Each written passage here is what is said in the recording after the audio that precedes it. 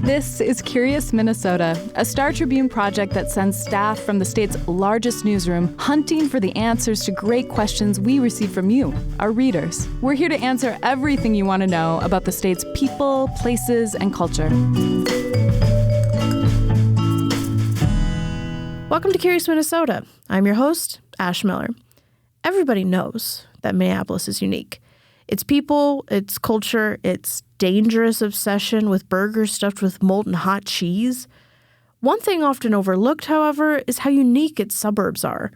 Reader Steve Brandt wrote into Curious Minnesota to ask about the history of the metro, specifically about Minneapolis's complicated relationship with its surrounding cities. We're the 16th largest metro area in the country.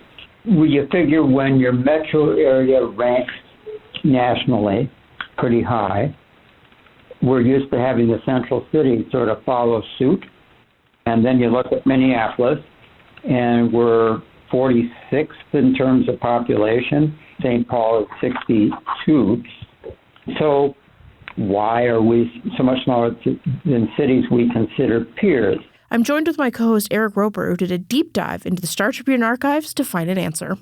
So something I realized upon moving to Minneapolis is that a lot of places I need to go actually are outside of Minneapolis. Mm-hmm. They're in St. Louis Park. They're in Edina. They're in Eden Prairie. So I think that kind of speaks to what the story is about. Right. Yeah, I mean, we're talking about fragmentation today, essentially. Let's say we were in like Phoenix or somewhere like that. If you're going to go to those places, you're probably still in Phoenix, right? And that's what makes cities like Minneapolis a little different from cities like Phoenix Jacksonville or something like that. It's the way that the pie is split. Right. If the region is a pie, it's how it's sliced, basically. Yes. So this brings us to our question, which comes from a familiar source. Mm-hmm. Former reporter Steve Brandt. Yes. Neighbor of mine, friend of mine. He basically is asking, well, why did we not sort of gobble up the suburbs? So before we get to that, we should just note that if you combined Minneapolis and St. Paul, you would have about 700,000 people. You'd have like Denver, Seattle, whatever. We're going to do a separate episode about this separate question. We're not forgetting St. Paul. We're not forgetting the St. Paul of it all. Like, we will get there. Because there's a very live question about why the two cities didn't merge. Right. And it's a whole separate story. Yes. So today we're just talking about Minneapolis and the Minneapolis suburbs. And what makes Minneapolis so unique when it comes to large cities that it considers like its peers, like Seattle and Denver and Phoenix, like you said. Mm-hmm. That's what we're talking about. Right. Our colleague Mary Jo Webster did this data analysis and determined that if you look at the top 50 metro areas in the country and look at the central city share of the urban population, I say urban because we had to anyway, it's a complicated thing. But we looked at just the urban population of these metros. They do have some rural populations, too. Mm-hmm. The central city share, Minneapolis is 15% of our metro area. That is the 8th smallest share of the top 50 metros in the country. Right. So on the other side of that are cities like Jacksonville, San Antonio, where those city propers, the boundaries of those cities, really comprise a great deal of their metro areas. And those are what are called by David Rusk, the former mayor of Albuquerque, elastic cities. Right. That's a large part of the story is the term elastic city and what we are, which is an inelastic city. Right. So kind of go more into inelastic, like what makes... Right. So David Rusk, he wrote a book about this, and he's sort of the foremost expert on it. If you talk to people about this, they just keep directing you back to David Rusk. Right, so I was like, okay, I have to talk to this person. And he makes the case that elastic cities there's a lot of benefits to elastic cities. In other words, cities that grew to really comprise their metro areas.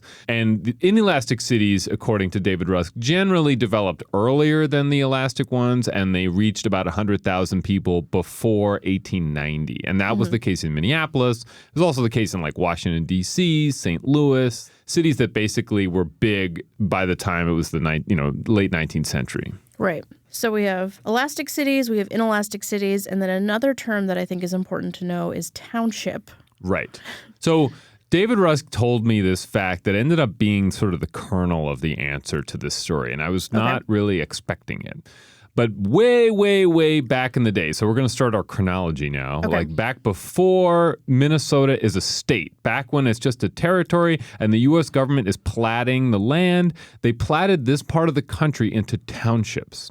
And these townships would eventually sort of be the seed of the villages that would later develop in these places. And that becomes very important to our story. Whereas if you're in places like we've mentioned, some of these places in the South or what have you, those are largely surrounded by more unincorporated areas. And so annexation is a lot simpler than when you are surrounded by townships, some of which became sort of, real cities. So we're going to talk about all that. But there's a distinction of how these places were basically formulated from the beginning. And that gets to the heart of the problem is there's all this open land, basically, that would be really, really, really easy to annex. Right. But it doesn't get annexed.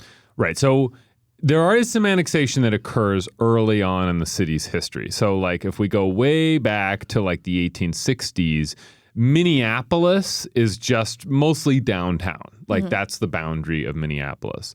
But then, population starts soaring in the 1880s. We're becoming a flour milling capital. There's lots of stuff going on. And so we add about 40 square miles of land and in the 1880s. And we quadruple the size of the city to almost what it is today. And at that point, that was like open land, right? And so, because like my house in South Minneapolis was built in 1907 and like it was right around that time that things were getting down to sort of like the South Minneapolis area. So it was still sort of, it felt like there was a lot of opportunity, but then we quickly filled it up. And that's what we're going to get to next. Yes. So this is where townships become important.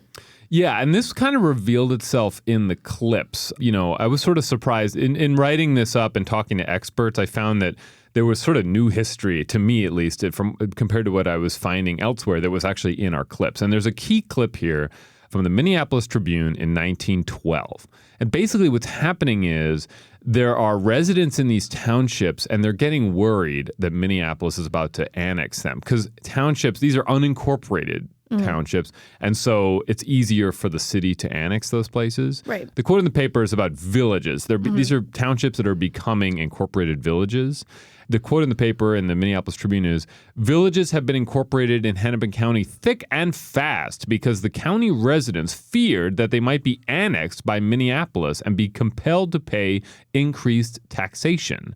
A lot of these places are largely farmland. And so this attorney for Hennepin County at the time notes that these villages, quote unquote, of Richfield, Golden Valley, Edina, and Brooklyn Center, it's hard to really make out what the village is here. It's mostly just farmland. Whereas Robbinsdale and Columbia Heights, these are like real villages where you could really see that there's recognizable, a village here. like identifying features of a city, of a town. So no one wants to be a part of Minneapolis? No. Well, so Robbinsdale and Columbia Heights actually do. Okay. So what's the benefits of being part of Minneapolis? So basically, Robbinsdale and Columbia Heights are kind of these, they're becoming more urban. Their residents are expecting certain services. And it was much more like you would end up with better schools, utilities, infrastructure, public safety if you were a part of Minneapolis. It was just much more cost efficient. Whereas some of these places that are kind of more farmland, they're not really interested necessarily in sort of having all the efficiencies of of all the things we just discussed. So Robbinsdale and Columbia Heights end up taking this separate route into actually wanting to be annexed. There's an inherent spoiler in this story because, spoiler alert, Robbinsdale is a city still, and it is not part of Minneapolis. Right. So they were unsuccessful. Yes. What happens is in 1923, the rule was that basically the people getting annexed would have to be okay with it, and there'd have to be a vote. And at the last minute, the Robbinsdale rep, he changes it to a 5/8 majority is how much you need to reach. Instead of just like a simple majority. Instead of a simple majority. Okay. And so at that point, Robbinsdale, the mayor says, we in Robbinsdale want to become part of Minneapolis. And Theodore Wirth, who's the superintendent of parks in Minneapolis, he starts sort of planning about, okay, maybe we need to acquire Crystal Lake. I mean, it looks like Robbinsdale is about to become part of Minneapolis. And they hold at least 7 votes. Okay. Okay. And all of them fail. Okay. Okay. And it's sort of amazing. I mean, one of the votes in 1931, 913 people were in favor, 760 were opposed. that wasn't enough because they didn't meet the 5/8. So like by 10 years after the law passed by 1933, the Robbinsdale folks the annexation supporters are back at the legislature saying, you got to change this law, change it to a simple majority. So Robbinsdale, as we noted, still exists. Yes. So it didn't happen. Yes. So Robbinsdale is not annexed, but other places were successfully annexed. Right. So Richfield, which we also know to still be here today. Yes. But there used to be more Richfield. Let's put it that way. So in 1926, Richfield actually was able to pass that 5/8 bar and have enough people support, but just a portion of the city getting annexed to Minneapolis. So what we know today as like between 54th Street and 62nd Street in Minneapolis at the south end of the city, that was all part of Richfield until this 1926 vote. And then right after that, the sort of annexation happened. And then the last of these efforts, and then we're going to move ahead a couple of years. Yeah. Columbia Heights, they want in. Yes. They want in on this. And so after the Richfield vote, Columbia Heights comes forward in 1928, and they say, like, you know, we want to be annexed. And the mayor says it's up to us to show Minneapolis that we are desirable of acceptance. And just as a footnote here, the mayor, William Foster, he's 22 years old. I would never listen to a 22-year-old tell me what to do. Well, the Minneapolis Journal sort of hinted at that, and they called him Boy Mayor in the paper. Even though 22 years old, I mean, nowadays he's an adult, clearly, but very young mayor. He was ready to be annexed. Yeah. And the problem there was Columbia Heights was in Anoka County. It still is, and Anoka County wouldn't give up Columbia Heights to Hennepin County, and the city Minneapolis didn't want to be in two counties, if you can imagine, like having to split the county. And also Columbia Heights had all this debt, and Minneapolis wasn't really wild about taking on all this debt. Yeah. So between the two things, it just like kind of went south. Yeah. Yeah. So that was the 1920s, 1930s, but let's flash forward to the 50s. Right. You've got the post-war suburban growth, right? That's kind of what we think about with suburbs today usually is like that post-war time when the suburbs were really taking off. And there were sort of proposals, but the thing about it was that if you think about municipal services, just as we talked about earlier with places like Robbinsdale, it's hard to do this as like a single city when you're a small municipality. So there's more chatter in the 50s about Brooklyn Center. Maybe we should fold that into Minneapolis, or maybe the rest of Richfield should be in Minneapolis. And the Minneapolis Star at the time explains sort of why this never got more momentum, which is that the Richfield annexation was sort of a bad deal. Like the city annexed this part of Richfield back in the 20s. And then, first of all the residents wanted a lot of city services. So it cost a lot of money to like do all these improvements. And then the Depression hit. And then, you know, if you can just imagine, so you have like these worthless properties that you just spent a lot of money on. And it was like a bad thing on the city's books for many years. So that kind of like, it basically soured annexation talks for many years because Minneapolis had bad finances as a result. And now by the 50s, the cities are coming back around, sort of talking. There's more of a chatter, apparently. But, you know, it's like there's no momentum anymore. Right. So in terms of like planning, it sounds bad. Yeah, you basically had all these municipalities popping up. And so today, we think about it kind of like as this, it is what it is, right? Like we're not going back. But in 59, this was like a fresh reality that was setting in, which is that you had a metro area that was very, very fragmented into these small municipalities. And these municipalities were having a tough time in some cases, like keeping up with the demand. So there's like this fire departments and like waste management. Like waste management in particular. There's a lot of septic systems that are put in. And so these are near drinking wells. And this leads to very like catastrophic situations. So you have like, it's not a good scene out there. So things are kind of getting urgent. And by 59, there's this state commission that's looking into this issue to sort of provide some clarity about the road ahead here.